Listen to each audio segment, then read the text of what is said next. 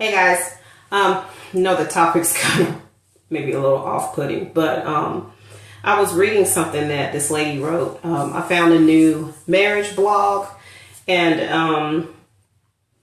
I don't really know what to think about it. I'm not going to tell you the name of the blog, so don't even get... I know some of y'all will thrive on the drama. Oh, girl, no, we're not going to do that. But I was reading this blog entry about this lady. She basically wrote something about being a wife and being afraid that some other woman was going to take her husband because she was not fulfilling her wifely duties. I have a 9-year-old daughter on the other side of this wall, so I'm not going to get all into the particulars, but you know what I mean.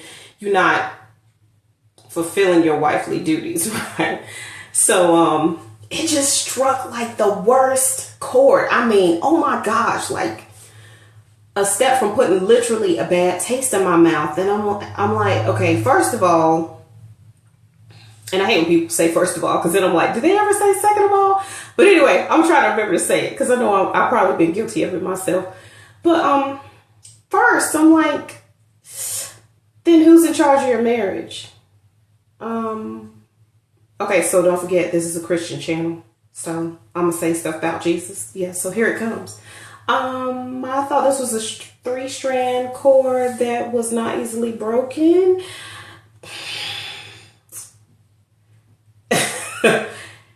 If I am married to someone that I have to be scared if they're going to cheat on me, there's a lot that could be said for that. And I know some of y'all have already got in the car, put jet fuel in it and rolled down, just blasted down, your train of thought. But hold on, come on back. My point is, if I have to run up behind you because I'm scared that you're going to do something behind my back, it says something more about me than it says about you. And it says more about my relationship with God than it says, oh, I forgot to turn all the stuff off. My bad, y'all. Hold on a second. You know how I do. I always forget. Let me turn this off. Okay. It says more about my relationship with God than it does say about my relationship with my husband. I am married to a very, very darn near pretty man. He does it for me. He wasn't what I was looking for. You know how you make that checklist when you sing like, oh, he gotta be this and this and this, Jesus. And Jesus was like, girl, stop. This is what you gonna get. And guess what? You gonna like it. You gonna like it. You love it. You want some more of it. So anyway, yes, I am delightfully enraptured with my husband. But I will say this. I don't run up behind a man like that. Don't get me wrong. I'm not stupid. I notice and I'm aware of when other women are finding him just as, delightful as I do. I ain't stupid. But what's that got to do with me? No, I don't run up behind my man. Some will say, oh, that's very mature. That's nothing to do with maturity, because there were times that I wouldn't. And then there might be a day that I have a bad day and somebody might rub me wrong about something stupid and I come off a little less refined than I can be. But the point is, I've come to a place of peace in my life that my entire life is in God's hands. Not just my bank account, not just my job, not just my kids, but every single aspect of my life. And that includes my marriage. I could not imagine the pressure that you are putting on yourself and on your spouse when you say that you're running up behind them to check up on them.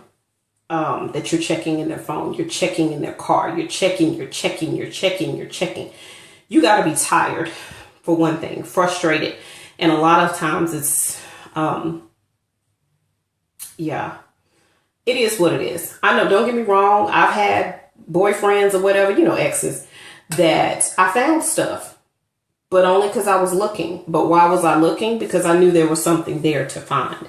But I didn't marry the person that I had to run up behind. I know people change and they do things. But ultimately, what other choice do you have What choice do you have besides to leave it in God's hands? I mean, what wise choice do you have? You can do all this other stuff. And, you know, there's been times I've made bad decisions and really, really caused damage to my marriage in the past, where I thought my husband was doing something and he wasn't at all. I mean, oh my God, I messed up bad. And it took a long time for him to come back around full circle and be, you know, the original person that I was with. I did some damage. I mean, it's because it's not, you think, oh, I don't trust him. Honey, how he gonna trust you after you done ran up through all of his stuff and accused him of whatever? What if you're wrong? So I think it would be better to let love cover a multitude of sin. And then also watch what you're watching. When I was thinking that my husband was cheating, I was watching a lot of shows that were talking about men cheating. Soap operas, these crazy books, these romance novels that are really not romance novels. Child, I had to stop watching Scandal. No disrespect to Scandal. I know it's a wonderful show. I just haven't watched it in years. I don't think I've watched it in maybe 2-3 seasons. Partially for that reason, because I was like, okay, it's kind of glorifying this woman. And she's also, I'm like, can't you, it's not about being down with a swirl. I could care less who you with. Do what you do. I hope y'all in love. But when you creep in with a man's, you know, well, I'm sorry, with some other woman's husband, I was like, why am I buying into this? And, you know, and then she was crazy. She's like, yes, I need my husband's mistress to come over because he keeps, you know, she keeps his mind right. What? That's when I was like, bye. I can't do this anymore. I can't watch the show. This is crazy. So, you know, if you are in a viable relationship, you are in a Christ-centered relationship, you are in a God-fearing relationship, then let God run your business. Let God handle your business. All these, you know, I know you got girlfriends, but I'd be dogged if I'm gonna ask a girlfriend who's got a jacked up relationship what I should do. I'm not gonna do that. I'm just not. I'm gonna ask the Holy Spirit. I'm gonna ask the Lord, our Father, the one who created him, what I need to do. And most of the times he's been like, go sit down somewhere and think about my goodness. Let me handle the light work. And a lot of times what I'm thinking is one thing is something completely different. You know, women get caught up on, well, he's not doing X, Y, Z with me. You asked the brother to go get a job. You asked him to take more hours so that you could get more purses, more shoes, more handbags, more whatever done to the house. And then you mad because he ain't there. Balance and wisdom. Okay. So that's my thoughts on that. And I'm sorry, you probably didn't ask for none of that today. You probably didn't even want to know. But I will say, for us to safeguard our marriage, we have to lay our weapons down, which are weapons of the flesh. That's all, you know. Pick up your spiritual weapons. If you want to do something, pray in tongues. If you want to do something, rest in worship. If you want to do something, spend some time with your spouse and encourage him, uplift him, hugs and kisses, whatever the man likes. If it's his favorite meal, get cracking. If he needs a vacation, you know, help him do that. If you just need to get out his face, tripping. Sometimes the best thing that we can do for our husband is leave him the heck alone. Let that man watch his football. Let him play with his little ridiculous, you know, I'm sorry. Did I say ridiculous? Look, I got girlfriends. I got women contacting me all the time about their husbands. Why you always gotta be on that game? Do you talk to him like that when he's on his game? There's ways to get a man off his game and get him playing the game you want him to play. And you don't have to be mean, you know, honey attracts flies. A lot more flies than vinegar. So I'm just saying, if you spend time and think about, you know, what your husband actually needs, you can do some things. You can do some things to make his life easier. I thank God I have a husband who makes my life so much easier. And I take conscious moments to make things and do things and say things that make his life easier. And that's not, you know, yes, that's our marriage, but you have to think about big scope here. If everybody that you encountered, if you just did something to make their life easier, how much better of a place would this world be? And how much more Christ would people see in us? And how much more led to Christ would they be? So I'm just going to leave you with this. Make sure that in all you do, you operate in love, not in fear. If you're not sure if you're operating out of fear, check and see if you're operating out of faith. Anything that is not done in faith is not going to last. So if you are if you're always checking up on somebody, trying to, I'm laughing because a friend of mine is calling right now and I can't answer her call because I got to finish this message. I got to get this out.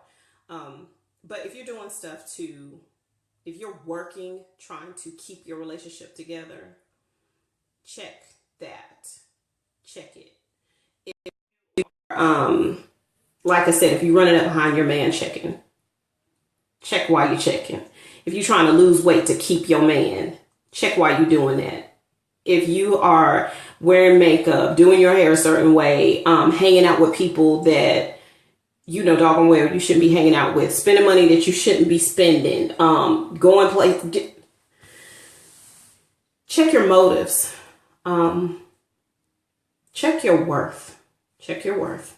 Check with your Father in heaven to make sure that these things are something that you're supposed to be doing to glorify Him, not to manipulate or satisfy something that God should be satisfying.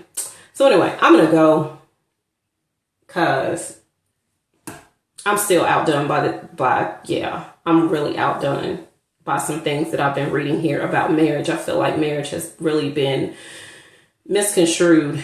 So anyway, y'all pray for me that my mind gets right after reading this stuff, because I'm really praying that none of y'all are